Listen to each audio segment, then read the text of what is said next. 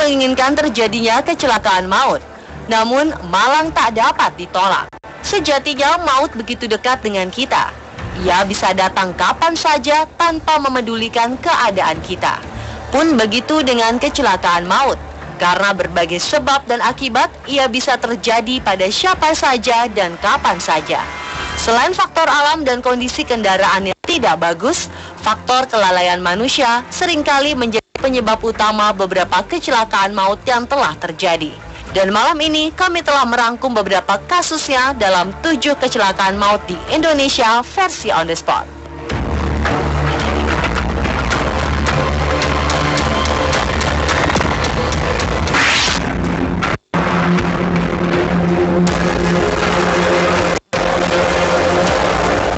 Kecelakaan maut di Indonesia yang menghebohkan pertama terjadi pada hari Selasa malam 20 Januari 2015 lalu di kawasan arteri Pondok Indah, Jakarta.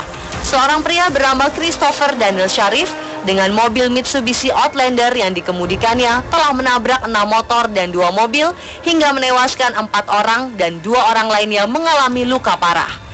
Sebelum kecelakaan mau terjadi, 2 sahabat sejak di San Francisco, yakni Christopher Daniel dan Muhammad Ali Riza, yang juga pemilik mobil, serta sopirnya Sandi, baru selesai jalan-jalan di sebuah mal di kawasan SCBD. Saat hendak pulang, karena macet, Ali Riza, yang pemilik mobil, kemudian turun di sekitar kawasan Majestic untuk kembali ke rumahnya di daerah Sudirman dan membiarkan sang sopir mengantarkan Christopher ke rumahnya di daerah Pondok Indah. Dari sinilah kecelakaan tragis dimulai. Pria 22 tahun ini berusaha merebut kendali sopir dari Sandi. Karena tak diberi, Sandi pun dicekik dari belakang oleh Christopher. Selanjutnya terjadilah cekcok di antara keduanya hingga aksi pelemparan ponsel dan akhirnya Sandi dipaksa turun. Christopher yang mengambil alih kemudi lantas menyetir mobil seorang diri dan segera menancap gas dengan kecepatan tinggi. Ia menabrak 2 motor lalu melaju lagi dan menabrak 2 mobil dan 3 motor lainnya. 4 orang tewas seketika, sementara 2 orang lainnya luka parah. Saat hendak diamuk massa, Chris sempat mengaku tak bisa berbahasa Indonesia dan pura-pura menjadi warga negara asing. Namun setelah diselidiki, ia ternyata adalah warga negara Indonesia yang sedang berlibur dari kuliahnya di San Francisco. Dari hasil pemeriksaan polisi, Christopher dan Ali Riza positif mengkonsumsi narkoba zat berbahaya LSD atau Lysergic Acid Diethylamide. Menurut Badan Nasional Narkotika, LSD membuat penggunanya mengalami halusinasi, sehingga terjadi disorientasi ruang dan waktu. Bisa berupa tak mampu membedakan siang dan malam, memperhitungkan jarak, dan sebagainya. Karena ulahnya ini, Christopher tak hanya dikenakan undang-undang lalu lintas atas perkaranya menabrak sejumlah motor dan mobil yang mengakibatkan 4 orang tewas, ia juga akan dijerat dengan Undang-Undang Nomor 35 Tahun 2009 tentang narkotika.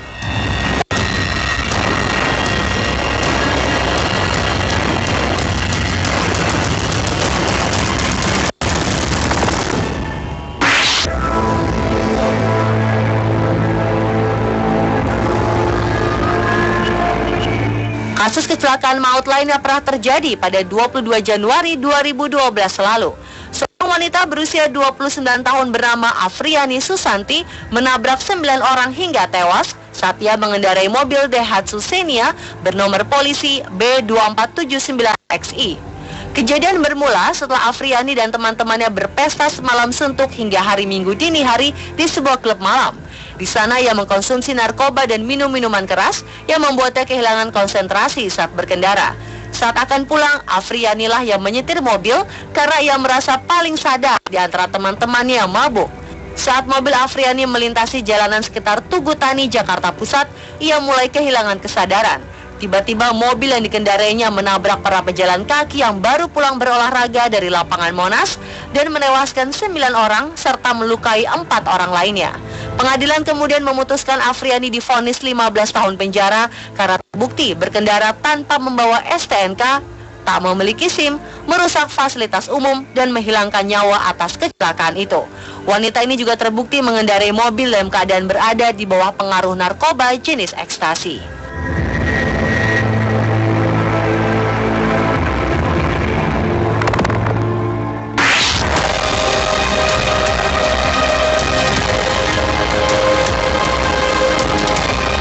Selanjutnya pada 2013 lalu, kasus kecelakaan maut juga menimpa putra dari Hatta Rajasa. 1 Januari 2013, sesaat setelah malam tahun baru, Muhammad Rashid Amrullah mengalami kecelakaan maut di Tol Jagorawi yang menyebabkan 2 orang meninggal dunia. Sebelum kejadian, pria berusia 22 tahun ini tengah merayakan malam pergantian tahun di kawasan Kemang, Jakarta Selatan bersama sang kekasih Prilia Kinanti dan diantar supirnya. Pukul 1 dini hari, setelah sang supir pulang, ia kemudian mengantarkan kekasihnya pulang ke kawasan Tebet. Baru sekitar pukul 5 subuh, Rashid pulang dengan mengemudikan mobil BMW X5 berplat nomor B272HR menuju rumahnya di kawasan Cilandak.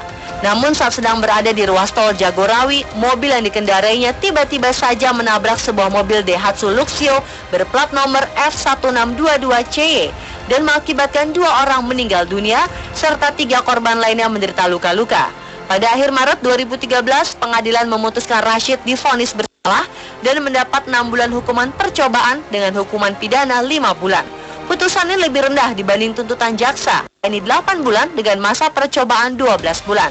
Pada pelaksanaannya, anak pejabat yang berkuliah di London ini tidak perlu masuk penjara bila ia tidak mengulang perbuatan yang sama dalam kurun waktu 6 bulan.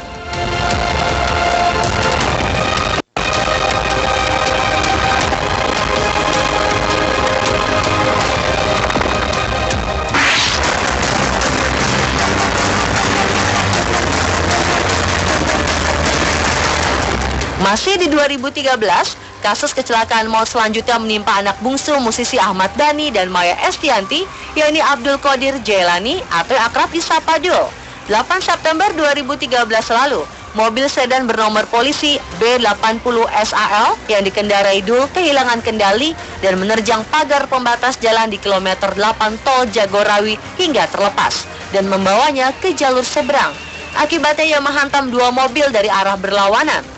Kecelakaan maut ini menewaskan 7 orang, di mana 6 orang tewas seketika di lokasi dan 1 orang lagi meninggal di rumah sakit. Kecelakaan maut ini juga menyebabkan 9 orang lainnya terluka. Dul kemudian diperiksa kepolisian dan menghadapi 3 dakwaan kumulatif dengan hukuman terendah 1 tahun penjara dan maksimal 6 tahun penjara. Namun pada Juli 2014, Pengadilan Negeri Jakarta Timur memvonis Dul bebas dan dikembalikan kepada orang tua. Dul dinyatakan bersalah atas kelalaiannya, namun ia dikembalikan ke orang tua dan tidak ditahan karena alasan masih anak-anak.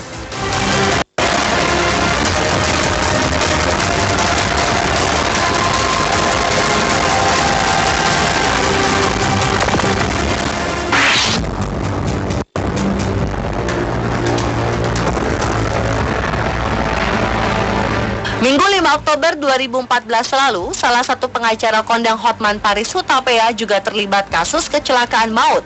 Mobil Lamborghini hijau yang dikendarainya mengalami tabrakan dengan mobil lain hingga menewaskan 1 orang.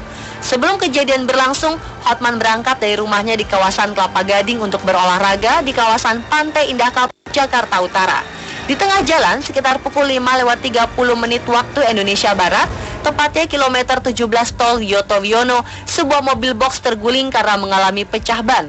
Sopir bus pariwisata di belakangnya terkejut hingga ia banting setir ke kanan dan mengenai sedan Lamborghini hijau bernomor B999NP yang dikemudikan Hotman. Tabrakan pun tak dapat dihindarkan. Karena kejadian ini, sopir mobil box nama Edi Sulaiman terpental dari mobil dan meninggal dunia. Sementara kernet mobil box bernama Mulyono harus mendapat perawatan dan Hotman Paris sendiri hanya sedikit mengalami syok. Setelah penyidikan, Polda Metro Jaya kemudian menutup kasus ini karena berdasarkan beberapa penemuan fakta dan keterangan saksi, Hotman dinyatakan tidak bersalah.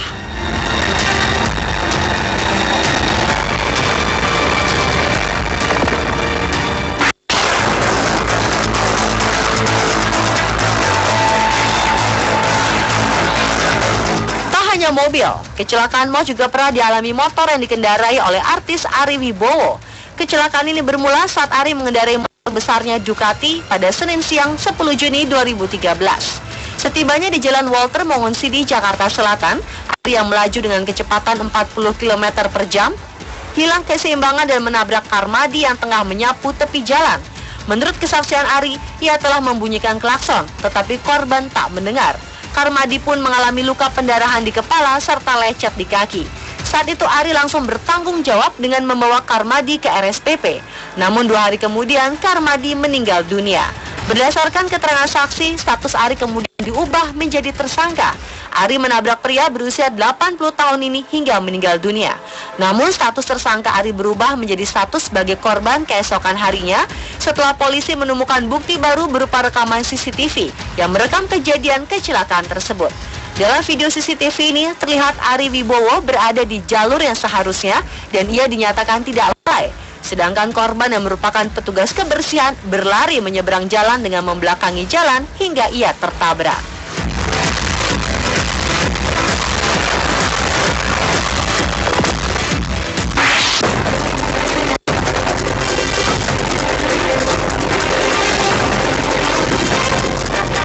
Akhir 2014 menyisakan duka tersendiri bagi Kevin Julio.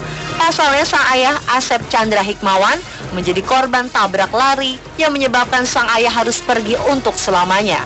Kecelakaan maut ini terjadi pada 13 Desember 2014 pukul 20.30 waktu Indonesia Barat malam di terowongan Setu, Cilangkap, Jakarta Timur. Saat itu Chandra tengah keluar menggunakan motor hendak membeli obat untuk sang istri yang sedang sakit. Saat baru keluar dari gang rumahnya dan berbelok ke kiri, namun tiba-tiba sebuah motor Kawasaki Ninja yang dikendarai Charles Hamonangan melaju kencang dari arah kanan Chandra. Baik Chandra maupun Charles, keduanya tidak mengenakan helm saat berkendara. Diduga hilang kendali lantaran kondisi jalan menurun dan agak menikung. Motor Ninja bernomor polisi B3065WA itu pun langsung menabrak sisi kanan motor Chandra. Akibatnya tubuh bapak kelahiran Jakarta 17 November 1964 ini terpental ke kiri jalan hingga menghantam tembok rumah warga. Ayah dari Kevin Julio ini pun mengalami luka parah di kepala, patah tangan, serta serangan jantung dan meninggal dunia di Rumah Sakit Pasar Rebo, Jakarta Timur. Sementara di lain tempat, Charles diketahui mengalami luka ringan dan dirawat di rumah sakit yang sama. Pihak kepolisian kabar yang masih terus mencari bukti dan mengumpulkan keterangan mengenai kecelakaan maut ini.